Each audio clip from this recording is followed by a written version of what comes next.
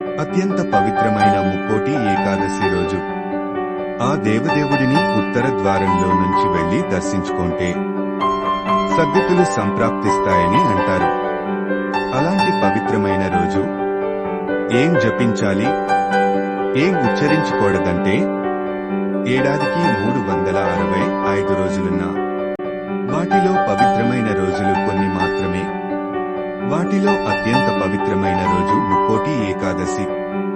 దీనిని వైకుంఠ ఏకాదశి అని కూడా పిలుస్తారు. వ్యాస మహర్షి రచించిన భవిష్యోత్తర పురాణం ప్రకారం సాధారణంగా మార్గశిర మాసం శుక్ల పక్షంలో వచ్చే ఏకాదశిని ముక్కోటి ఏకాదశిగా జరుపుకుంటారు. అయితే ఈ ముక్కోటి ఏకాదశికి ఓ ప్రత్యేకత ఉంది. మార్గశిర మాసంలో కాని, పుష్యమాసంలో కాని, ధనుర్మాసం అంటే సూర్యుడు ధనుస్సు రాశిలోకి ప్రవేశించక వచ్చే శుక్లపక్ష ఏకాదశిని మాత్రమే ముక్కోటి ఏకాదశిగా జరుపుకోవాలని శాస్త్ర పండితులు సూచిస్తున్నారు. ఈ ఏడాది అంటే 2025 జనవరి 10వ తేదీ శుక్రవారం ముక్కోటి ఏకాదశి జరుపుకొనున్నారు.